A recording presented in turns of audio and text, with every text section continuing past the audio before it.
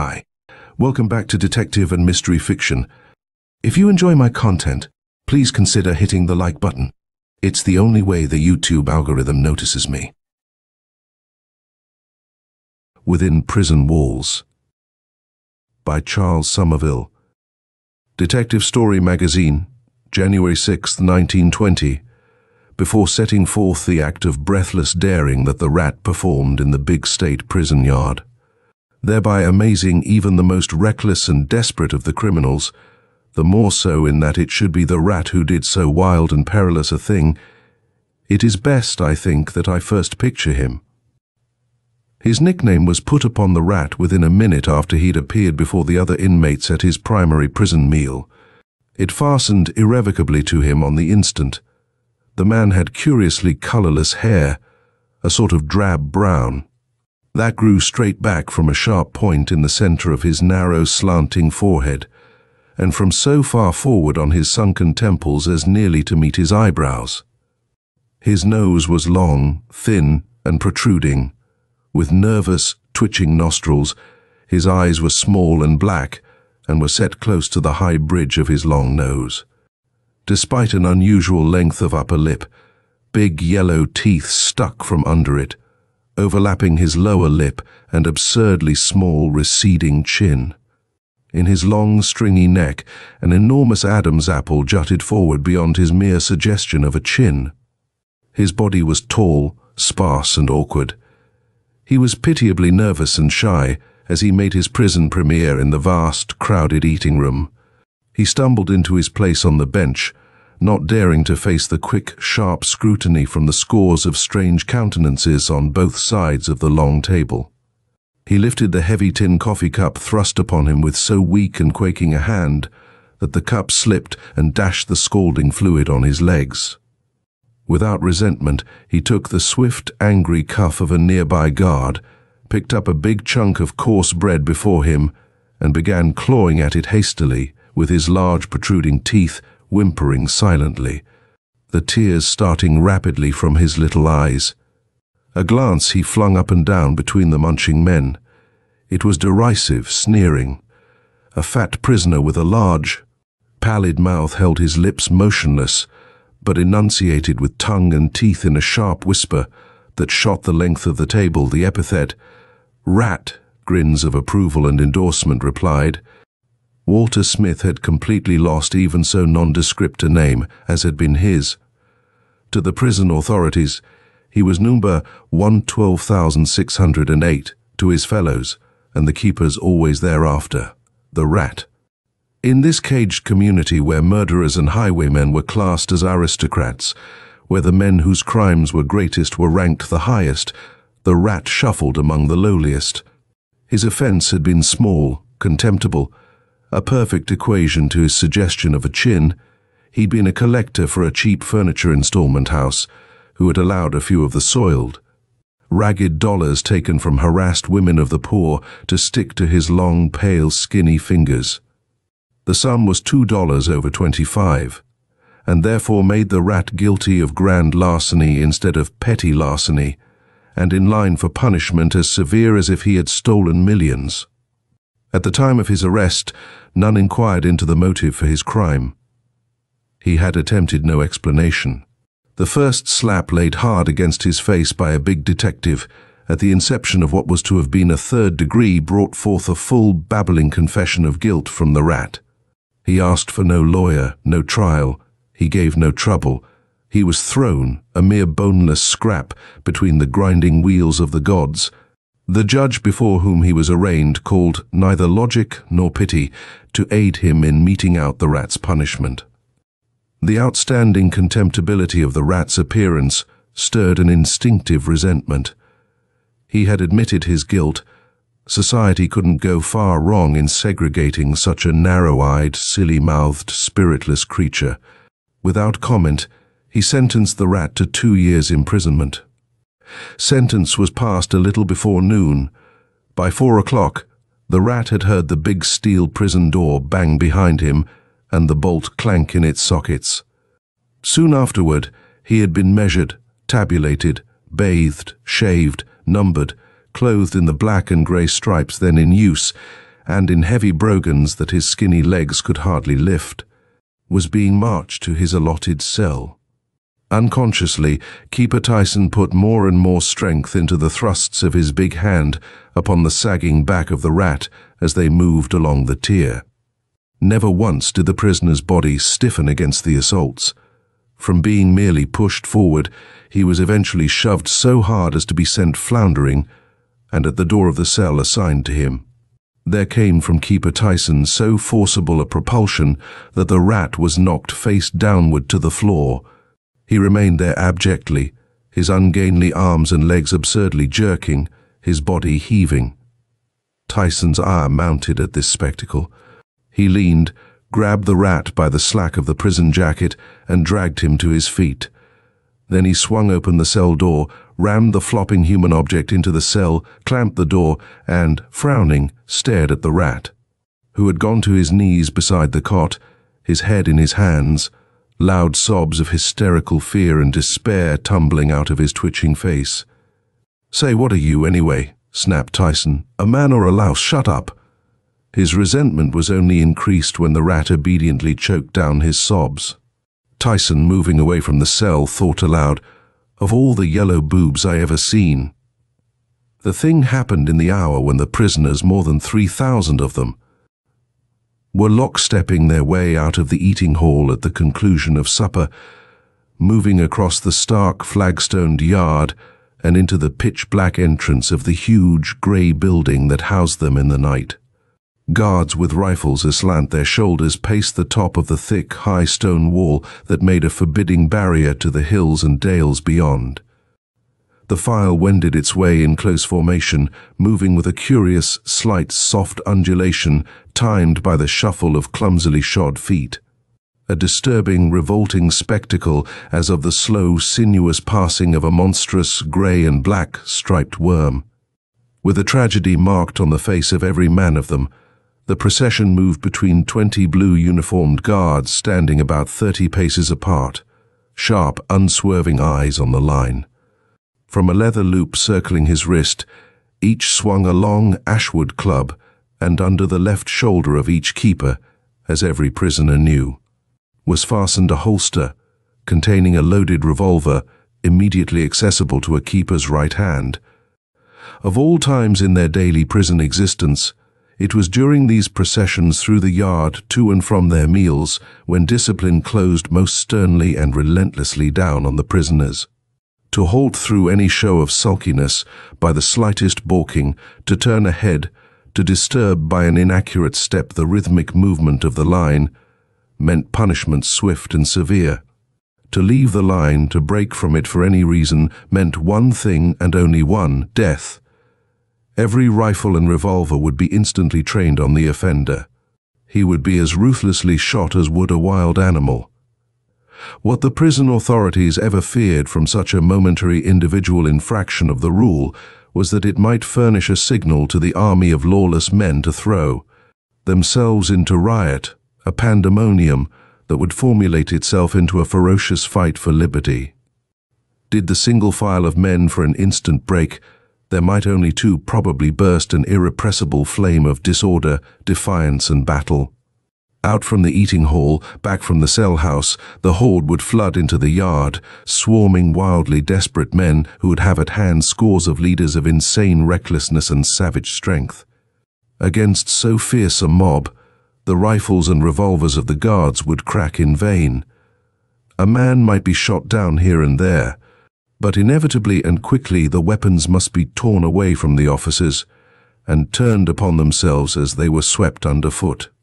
Then there would be only the barrier of the high wall, surely to be surmounted by hundreds of the strongest and most daring of the prisoners, clambering upon the banked bodies of others in the wild scramble to escape. And there would follow a countryside invaded and terrorized by desperadoes, certain to plunder for food and clothing, certain to leave murder in the wake of their flight. Against this, the rule with the deadly penalty was made. Yet, this was the rule the rat, the timorous weakling rat, decided to break, and did. On this summer evening, The sun was still shining brightly on the flagstone of the hard, naked prison yard. The shuffling procession moved under the eyes of the warden himself, as well as the guards and keepers. He stood some 40 feet away from the passing prisoners, a tall, lean, broad-shouldered man in well-cut civilian clothes, his wholesome, sun-browned countenance shaded by a soft grey hat, the brim drawn sharply down in front, half concealing alert, wise, and not unkindly brown eyes. And suddenly the lean, gawky figure of the rat broke out of the chain of closely marching men and shot across the prison yard. The rhythmic lock-stepping of the heavily shod feet snapped off. There was an instant's uncanny silence. Then came a suppressed, husky, none the less electric gasp of amazement from the halting, wavering line of prisoners. That, and the scrape and rasp of the rat's brogans as he went floundering, catapulting rather than running across the flagstones. He dashed straight at the warden. A dozen weapons flashed in the sun and were trained on the rat, held by wrathful men, fingers on triggers eager to shoot. But there the fingers quivered. They dared not shoot. The dash of the rat straight at the warden was saving the madly reckless man's life. The guards on the walls, the keepers in the yard saw that the slightest mischance of aim would mean the wounding, possibly the killing of the warden. Instead, they raised a high cry of warning toward their chief and charged at the rat from all directions. The warden's own right hand slipped swiftly into view, holding a revolver, but by that time the rat was sprawled on his knees beside the warden. He seized the big man's left hand and thrust his mumbling lips against it. In a voice cracked and strained, high like an animal's cry, he implored, "Please let me speak to you, warden. Let me tell you. In heaven's name, save me from going mad." The prison chief's big left hand clamped firmly and hard around the skinny wrist of the rat, but he did not look down at the prisoner. He held his eyes sharply upon the halted, wavering line beyond. With his right hand, he sternly waved the keepers and guards away from the rat. "Start those men moving," he commanded. "Get back to them. Start them marching. Shoot the first man who holds back." But even in the ringing utterance of his instructions, the peril was past. Automatically, silently, quickly, the line reformed and resumed its orderly, serpentine motion across the yard. The warden dragged the rat brusquely to his feet. He signaled a keeper. "Take this man to my office," he said. Then the warden stood with a direct, impersonal gaze directed on the marching prisoners, in whose sight the mumbling, weeping rat was rushed away. Through lips that did not move, in the method of secret enunciation prisoners learned in days when talking was strictly prohibited, news of the rat's daring exploit was passed along backward and forward in the line to prisoners who had not witnessed it, and of his astounding luck in coming through it alive. "Lord, what the screws keepers won't do to him," was a comment made more than a score of times. "Up by the thumbs, 50 with the cat and 3 months solitary," speculated the veterans. Maybe worse. But greater was the speculation among all as to what could have been the rat's motive. How tremendous must be the object which could steel him to enact the daring outbreak, recalling as they did the cowering, slinking characteristics of him, the timidity which had made him their butt, the ludicrous physical cowardice and gawky aspect of face and figure stirring them constantly to tantalize him with simian trickeries. The sages, the up-in-the-yards, murderers, bank robbers, big scheme swindlers, and supercilious highwaymen reached a single verdict: the rat's gone queer. Meanwhile, the keeper into whose charge the warden had given the rat pushed and pounded his captive into the chief's office, flung him upon a bench, bumping his head stunningly against the wall, and finally snapped manacles on his wrists and ankles.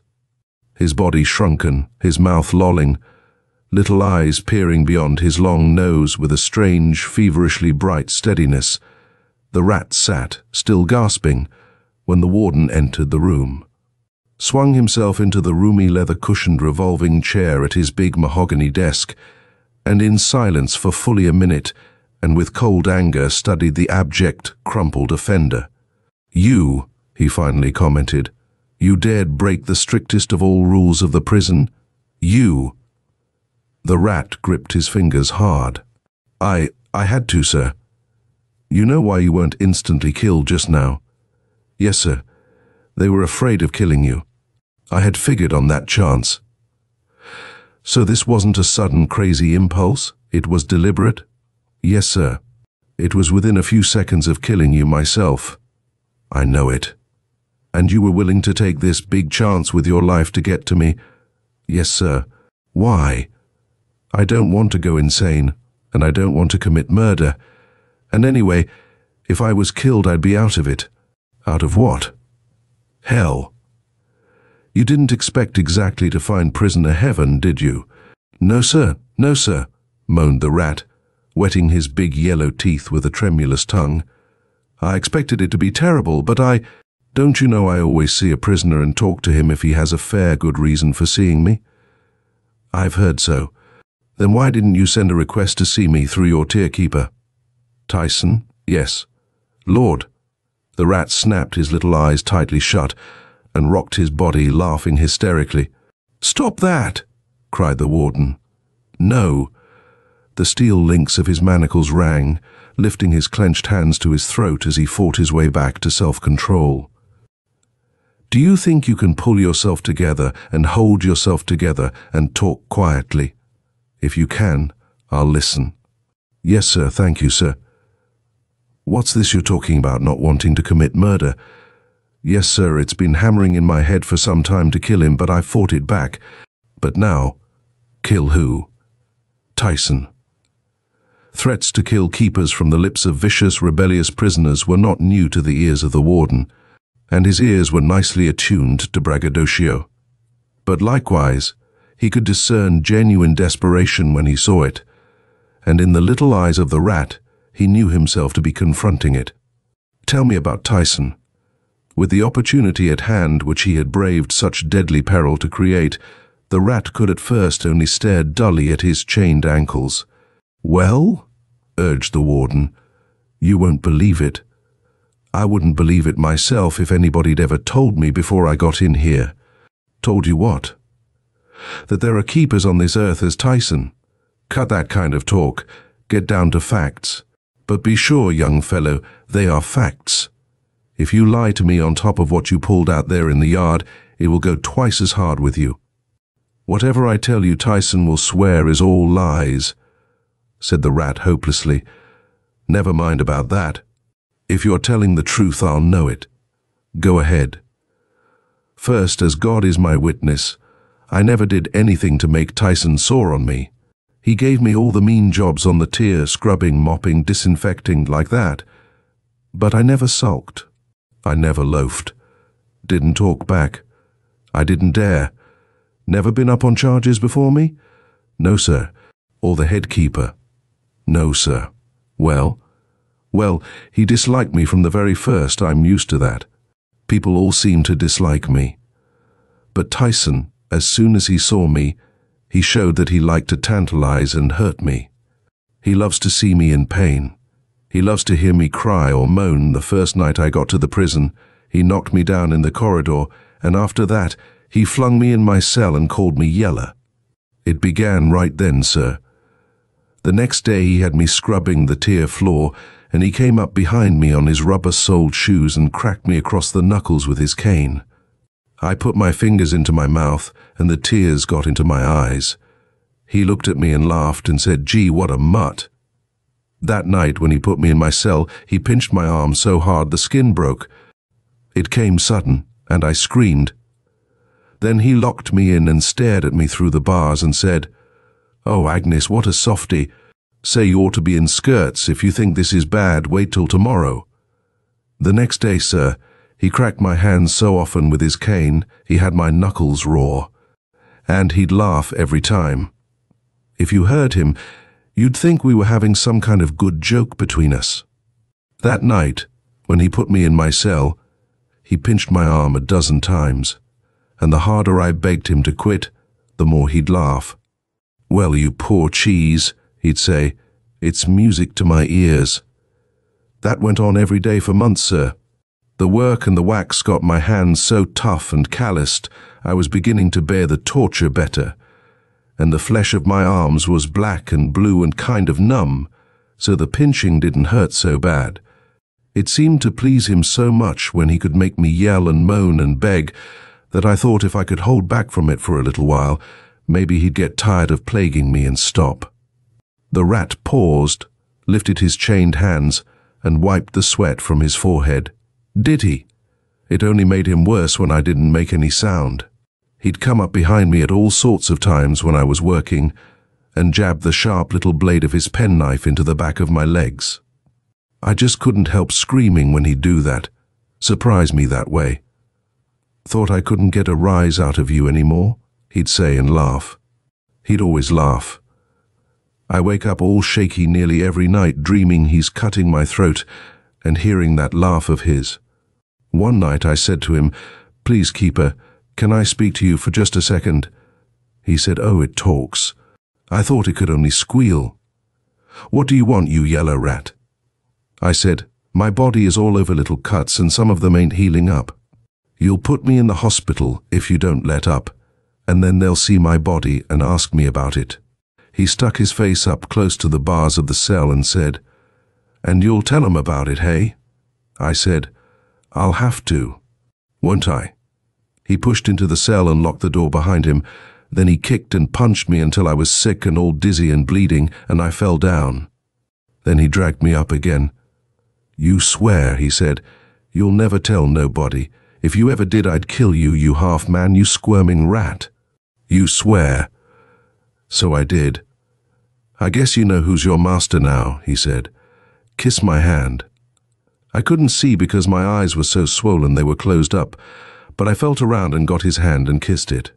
Then he laughed that way of his, and here the rat was seized with a sudden fit of shuddering and went away. "And that last," said the warden, "that beating you down and making you kiss his hand, is that what started you thinking of killing him?" The rat shook his head. "No," he answered. "It wasn't until—" "Wait," interrupted the warden. "What's your number?" 12,608, sir." The official pressed a button under his desk and sent the attendant, who responded, "For the record of number 112,608. Then he stepped over to a water cooler and brought the rat a drink. The prisoner slaked his throat gratefully. On the return and dismissal of the attendant, the warden studied the facts of the record concerning the rat. He saw there was no insanity suggested by it, and also the crime had not been one of violence. "What started you stealing drink?" "No, sir." "Gambling, cards, dice, races?" "No, sir." "What?" My mother." "You mean to say your mother made a thief of you?" "Oh, no, sir, no." "No, not that way." "What did you mean by that answer then?" "She'd been sick a long, long time, my mother. I was only getting $18 a week. It cost such a lot I had to borrow from the Shylocks. They were getting more than half my salary every week, and finally, Mother had to go to the hospital for a serious operation. She was in a big ward. Other sick women were all around her, some of them moaning and crying all the time. Almost every day they'd put a big screen up around somebody's bed, and from the way they acted, my mother would know another person was dying. And it would frighten her. The doctors told me that after she came out of the operation, she ought to have a private room in the hospital for a week. Anyway, that if she had to go back in the big room with people dying behind screens around her every day, it might kill her too. It might mean all the difference between life and death, they told me. The room would cost $30 for a week, they said. I only had $4 to my name the day of the operation, so I held out $27 of the $50 I collected, hoping to be able to pay it back by making believe some of the women were behind in their payments. But it seems the firm wrote stiff letters to some women that had paid me, and I was found out. Did you tell this to the judge who sentenced you? No, sir. Why not?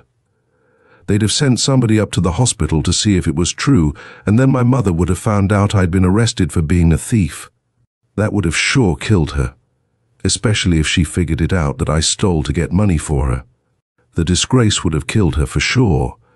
Well, she was bound to find out anyway. No, sir. How? There was a fella, a kind of friend of mine that's an orderly in another hospital. I sent for him to come down to see me at the detention prison.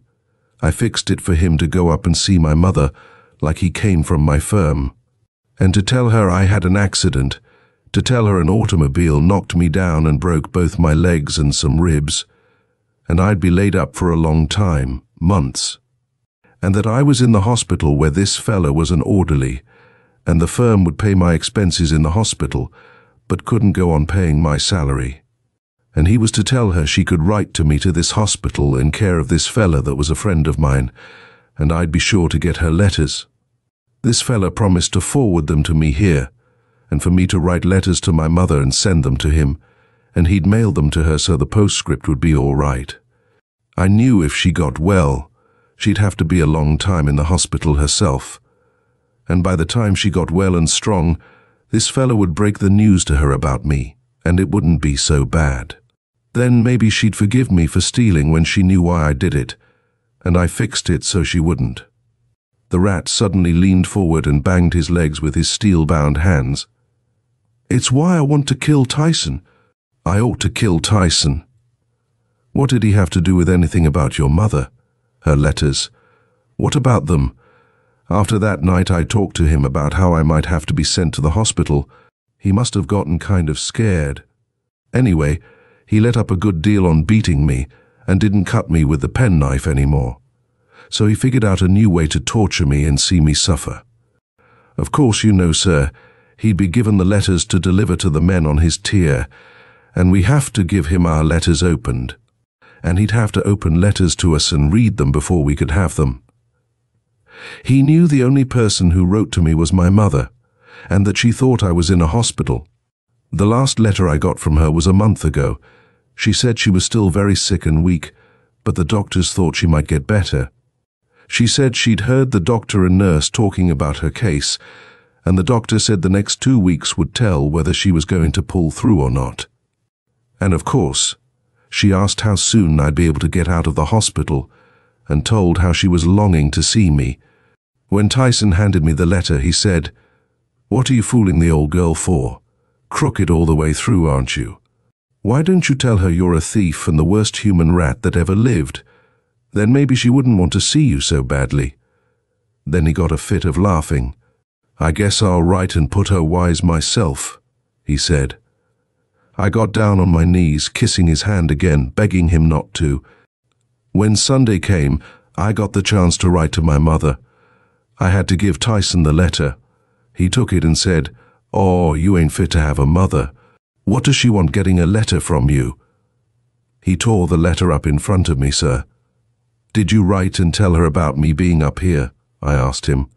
And he said, "That's for me to know and you to guess about." I went all to pieces, sir. I went kind of crazy, screaming and crying. I remember some of the other men yelled out of their cells at Tyson to let up on me, and one man yelled something that stuck in my mind ever since, "If you ever try any of that stuff on me, you big fat devil, I'll kill you." Tyson was standing outside my cell laughing at me, but then he came in and punched me 6 times in the face to make me stop, so the other men would get quiet. A week ago, he came to the door of my cell with a letter. When I reached out for it, he rapped my knuckles with his cane and put the letter back in his pocket. I asked him for heaven's sake to let me see it, that maybe it wasn't written by my mother. Maybe it was from my friend telling me she was dead. I said, "You saw her last letter, that 2 weeks would tell whether she was going to live or die, for heaven's sake. Tell me what's in it." He said, "You're the funniest looking thing I ever saw when you try to look pitiful." And he walked away. That night when he locked me in the cell, he said, "Well, here's the letter." I reached out for it again, and he did like before, rapped me on the knuckles with his cane and put the letter in his pocket. And that's what he's done every night and morning for a week. I wrote another letter to my mother anyway, and of course, I had to give it to him. He tore it up before my eyes just like he had before. And I haven't been able to get out of my head the yell of the man who said he'd kill Tyson. I've been dreaming of killing Tyson. I've been dreaming of tearing his throat open with my bare hands. The other day, I came up behind him in the corridor. He didn't hear me. I had a big iron bucket in my hand. I had it swung halfway up to bring it down and smash his head in. What stopped you? I thought of my mother. But sir, if you send me back, I know I'll go crazy altogether and kill Tyson. That's all. The rat twisted his fingers and held the warden under the curiously steady stare of his glistening, feverish little eyes. I knew you wouldn't believe me, he said at length. To men and women whose parts are cast in the usual theatres of life, where normal comedies and tragedies are played, the existence of such a cowardly, brutal, morbid creature as Tyson, delighting to the very edge of the maniacal in the causeless, wanton infliction of physical and mental torture on a helpless brother, must, of course, seem incredible. But the warden, studying the rat closely as he talked, noting every expression of his harrowed eyes, every twist of his overwrought countenance, and every nervous vibration of his husky voice as he told his horrible tale, believed every word of it.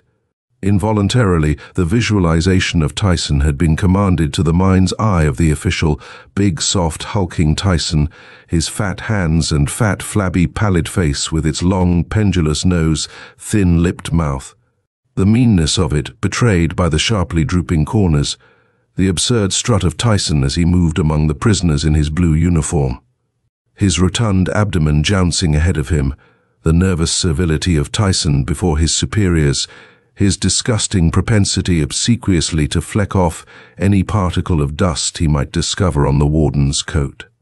No governor of a big penal institution, no superintendent of an asylum for the insane, no alienist or psychologist of any degree of research has not, in their experience, come upon such atavistics as Tyson, with their cowardly instinct for cruelty always to be aroused by the helpless, and where opportunity offered for the practice of it, an instinct and desire that could and would mount to a hideous passion. As on a cinema screen, the warden saw the humble, timorous rat between the paws of the primitive, malicious Tyson, his humility and timidity a constant incitement to the morbid brute. The rage of revulsion that a strong, clean-souled, kindly-hearted man must have known in such a contemplation caused the warden suddenly to spring from his chair, expand his chest by a great deep inhalation, and relieve his heart by a bellowing expletive of wrath and disgust. Then he went back to his desk, took down a tiny key, bent over the prisoner, and presently the manacles had dropped from the limbs of the rat. "Get up and strip to the waist." "I knew you wouldn't believe me," falteringly said the rat. "Who said I didn't believe you? You're going to give me the cat. I'm not. Strip." The warden looked eagerly at the rat's bared torso. Blue-black, yellowish-green bruises were all over it in corroboration of his story against Tyson. But the warden expected to see them. What he was noting, and with satisfaction, was that the rat, though skinny, had a fair depth of chest, that the lean body was sinewy, that the hard prison work with scrubbing brush and mop and pail had tautened the arms of the rat to a firm muscularity, and that, as he breathed, rippling ridges of sinew crossed his flat, thin waistline. The chief walked over to one of the 3 doors giving entrance to his office. He flung it open. There was disclosed a large room, fully 30 by 20 feet. It was furnished with only a long table and a dozen chairs.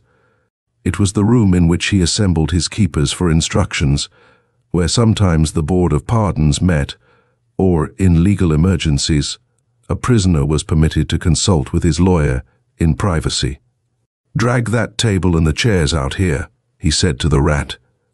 He walked to the second door leading to the outer offices, opened it, thrust out his head, and gave the order, "Send Tyson here in by the prison way." Turning back, the warden locked this door. "You," he said to the rat, "go into that room there and wait." When the prisoner had moved into the meeting chamber, the warden swung the door shut. Then he stood facing the third entrance, his resolution fully taken. Tyson entered, his frightened soul betrayed by the wild shifting of his little eyes and the sag of his fat face. He had sought in vain to bolster the hope that the warden would have been so outraged by the rat's wild conduct that he would have ordered him straight into solitary confinement, denying the rat any opportunity to explain why he had dared to break the prison's strictest rule. Or perhaps if the rat did babble, the warden would share the prisoner's view that he must have gone insane and would therefore give no serious attention to his talk. "Tyson," said the warden sharply, "stripped to the waist." "What?" asked the astonished man. "I said stripped to the waist," the warden replied evenly, "and if you don't hurry up about it, I'll tear the clothes off your back myself and beat you until you're willing to kiss my hand." "He's a liar!" cried Tyson, attempting to choke back the words. A fleck of a smile crossed the warden's lips at the self-betrayal. "Look here," said Tyson, "I'm not one of the prisoners, you know. I'm a citizen and—" "Strip? What for?" asked the keeper, but at the same time, under the steady gaze of the warden, he began to remove his coat and vest, collar and necktie. "You haven't got any right." Tyson's fat, shaking hands fumbled with the knot of his tie, snapping the collar ends off the button. "Your shirt. This isn't lawful. What are you going to do?" "Hurry up." Tyson shuddered at the snap of the command. As he emerged from his panicky struggle with his last garment, his eyes beheld the warden thoroughly searching the pockets of his discarded coat. The warden selected a letter and read it while Tyson stood there, mumbling protests at the liberties taken with the contents of his pockets, sweating harder as he saw the warden's face pale and flush. "Tyson," the warden said, "I'm not going to discuss this with you, it's too rotten. But there's a poor devil in there you've tortured and degraded to the verge of insanity. There's hardly a man in this prison guilty of such secret, cowardly vileness. The only reparation I can make to that poor devil is to make you face him on equal terms, to give him the chance to reclaim his sanity and manhood. You've got to go through with it. A little bruising under such conditions will do you a lot of good, Tyson. You may not know it, but you're not more than 2 jumps this side of an insanity ward yourself. Go on in there, and I fervently hope the prisoner inside beats you half to death." Tyson flared into snarling protest. "If you make me go through with this, I'll bring charges against you. It's an outrage, that's what it is. You'll lose your job." "Suppose I go one better," said the warden. "Suppose I call up the newspapers and tell them what it's all about, postponing the fight until the reporters get here." He opened the door to the large meeting room. "Go in there, Tyson, or I'll throw you in." Like a suddenly galvanized automaton, Tyson obeyed. The rat stared at them, his long, sinewy arms drooping, his mouth agape in an agony of inquiry. He shot a swift look at Tyson's hands and breathed a sigh of relief. No cat-o'-nine tails dangled from them. "Smith," said the warden, "this prison isn't meant to drive men crazy, break their hearts, or destroy their souls. Here's this man who has tortured and abused you. I've made him strip just like you. Like you, his only weapons are his bare hands. I'm giving you this opportunity to settle the score with him, to meet him man to man, and to prove you're as good as he is, if not a better man. Are you game?"